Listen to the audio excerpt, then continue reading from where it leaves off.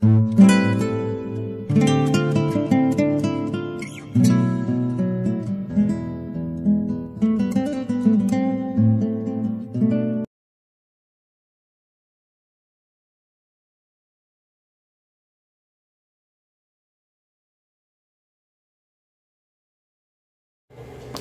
결혼 제도가 50%는 동거고 50%는 그렇죠. 네, 결혼인데 동거한 사람들을 통계를 낸 게 있어요.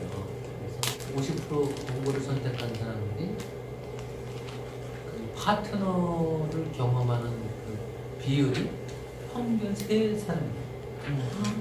인생에 네. 한 사람으로 쭉 가는 사람도 있고 5, 6사람으로 가는 사람도 있고 평균 3사람이에요. 그러니까 진짜 결혼 같은 동거죠. 그런데 그 노년이 될수록 그 선택이 되게 신중해진다. 선택지가 다른 거야. 욕구의 질도 달라지는 거고.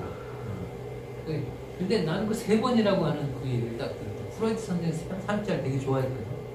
야, 3번의 인생에서 자신의 욕망을 가는 대상을 3번 선택할 기회를 가지는 전문화하고 한 번 선택해서 중간에는 맞고 안 맞고 막 갈등 속에서 그냥 끝까지 가는 거하고 어느 게 좋은가?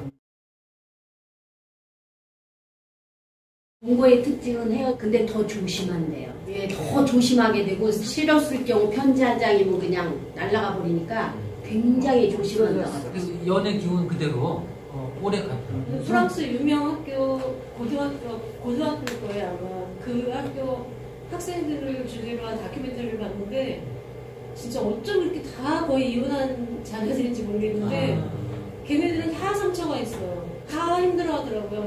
근데 그 극복하고 되게 성장해 나가고 되게 진짜 솔직한 문화긴 한데 어디다가 포커스를 맞추냐에 따라서 이제 부각됩니다. 미국에서 오래 살던 보건학 교수한테 직접 들은 얘기인데 미국에 같은 경우에도 그냥 지난 몇십 년 동안 딱 더도 덜도 않게 딱 절반이 이혼이 절반이에요. 49%, 경우 48%. 거기서 결혼을 하기까지 여러 가지를 살핀다고 그러더라고요.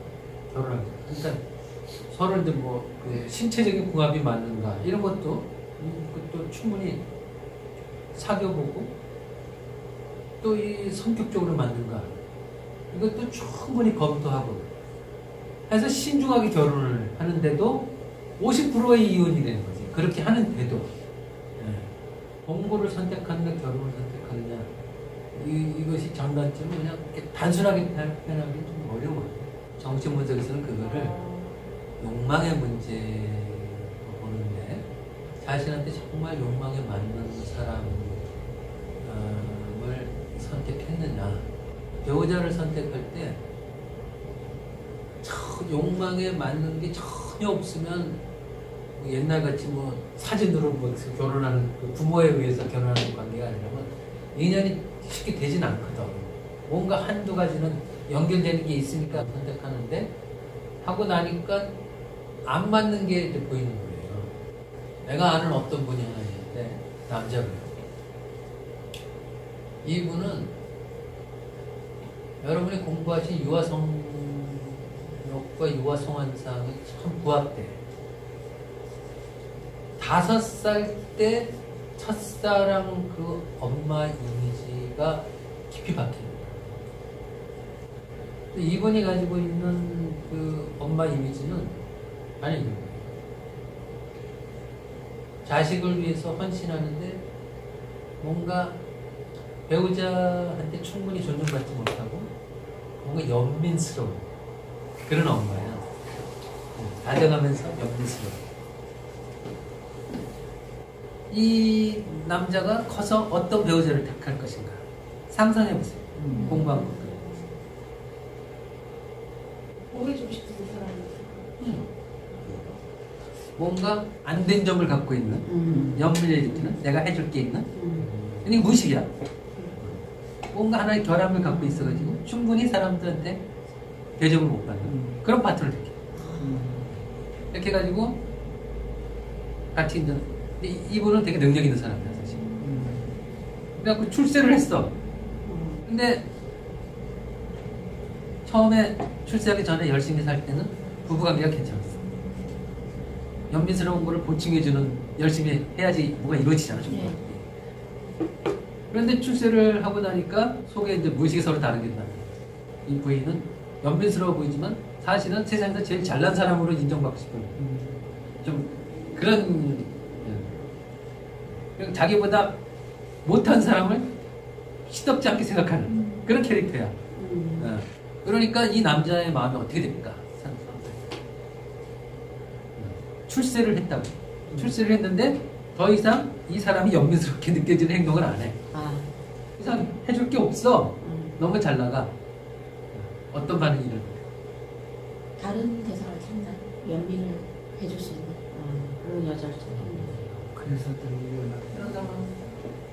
그 주변에 연민스러운 사람이 있어. 그러면 무의식의 눈길이 가.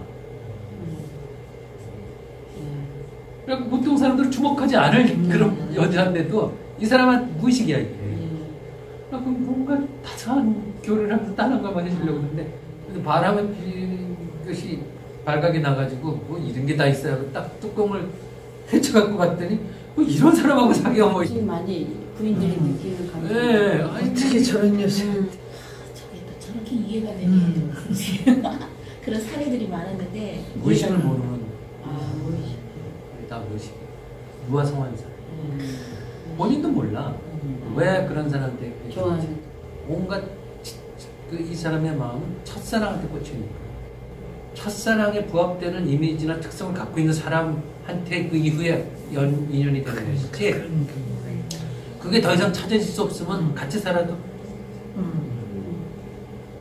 나도 임상 체험을 하지 않았으면 확신은 안 샀을 텐데 예외가 없어. 무의식은 무의식은 나이를 안 먹지.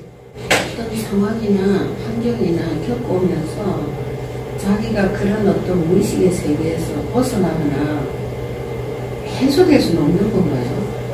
그 아래 있는 거를 누를 수는 없는 건가요? 자아라고 하는 것이 발달하게 되면 그런 것들을 상당히 컨트롤하죠. 컨트롤하죠. 그런데 거기서 이제 다양한 그 변수들과 다양한 스펙트럼이 생기는 거예요. 뭐 자아 기능이 성숙했기 때문에 컨트롤하긴 하지만 의외의 자극이 온다던가 너무 결핍이 심해진다던가 항상 변수가 일어나는 거예요. 이 사람이 대법관이 되든 종교 설교가가 되든 그거는 그 강한 변수에 얼마든지 신이 아닌 이상 인간은 변수가 생깁니다. 무의식의 욕망을 채우고 싶은 게 인생의 근본 목적이죠. 근데 그거를 알고서 채우면 알고서 채운다는 건 말도 아니야. 알고 그게 말이 안 돼. 욕망도 안 일어나지 않는 오히려 더. 근데 모르고 이렇게 채우는 건데 모르고 채우는 거니까 뭐 안전성이 떨어지는 거죠. 그래서 이게 욕망이 일어날 때도 사실은 그게 지속적인 무의식의 욕망은 강렬하지만 조금씩 채워지면 또 잠잠해졌다가 무의식이 변할 수 있느냐 이는 무의식이라고 하는 게 거기에도 좋은 기운도 있고 안 좋은 쪽으로 가게 되는 그런 기운도 있고 여러 가지잖아요. 근데 철학을 20년 하다가 정신분석을 20년 하면서 경험을 했는데 학자 사회에서도 그 이해심이 많다라고 하는 철학자 사회에서조차도 무의식을 대면하는 것이 불편해하더라고요.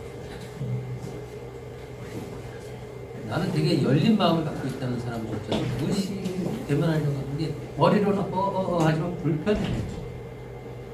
그건 뭐 종교가 돼도 마찬가지고 불편해서 이걸 대결해서 이 안에서 뭔가를 뭘 얻고자 하고 노력하는 사람은 1%가 안 돼요.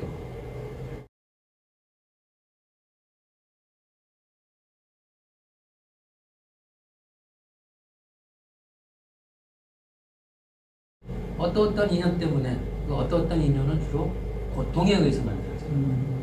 이 사람이 심각한 고통스러운 그 상황에 놓여져 있고 다른 출구가 없을 때 그때 이제 정신 분석에 도움이 돼요.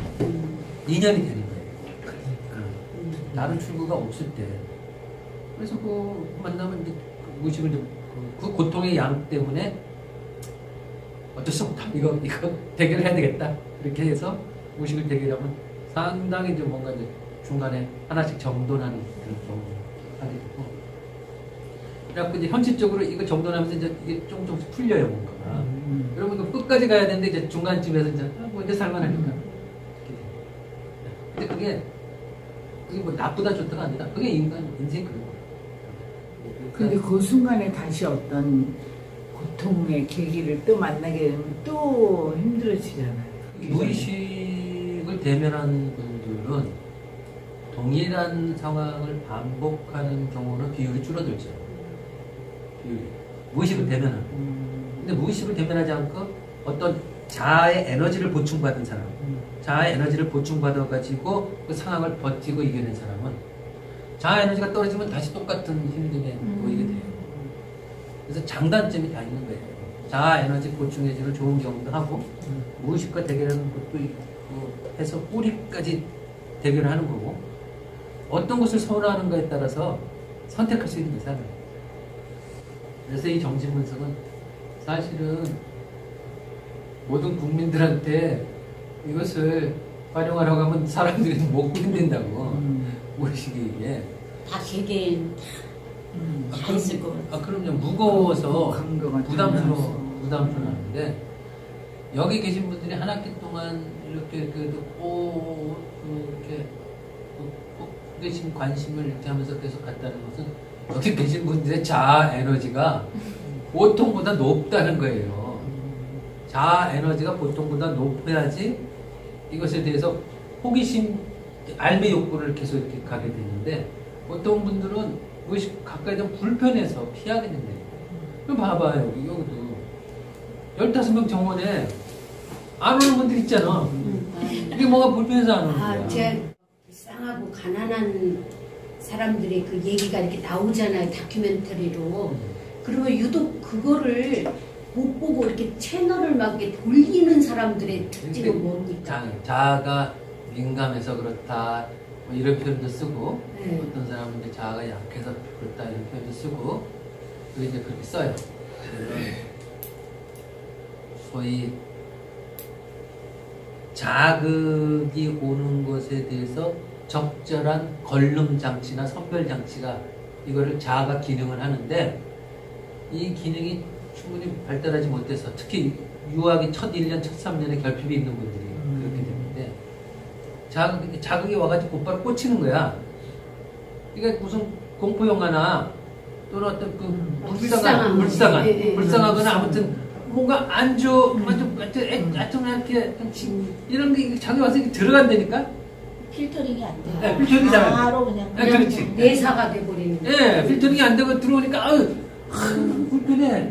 그런 분들은 예술작품 볼 때 가령 푸사마 야요이라고 하는 일본의 정신증을 앓으면서 나름대로 승화된 그림을 그리는데 자아가 강한 사람들이 보면서 야 새롭다 이렇게 하네 이렇게 보는데 자아가 약한 사람은 불편해 이렇게 간다고 이렇게 빨리빨리 지나가자고 이렇게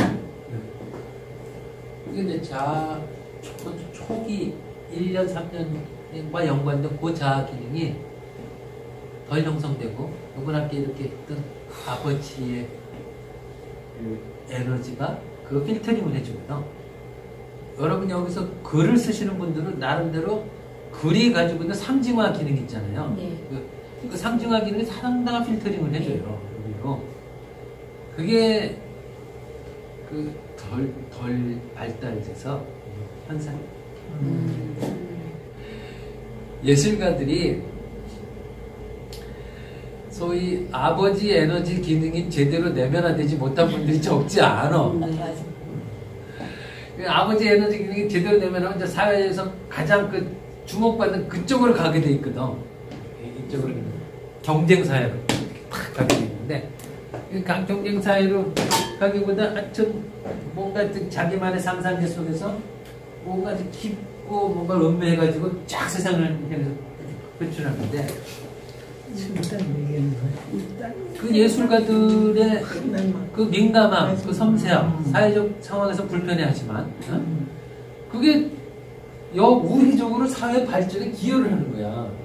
기존에 그냥 그 잘 나가는 사람들이 못 보는 것을 또 보게 해주고, 그래서 그 예술가들에 대한 정신분석적인 어떤 평가의 시선이 상당히 많이 바뀌었어요.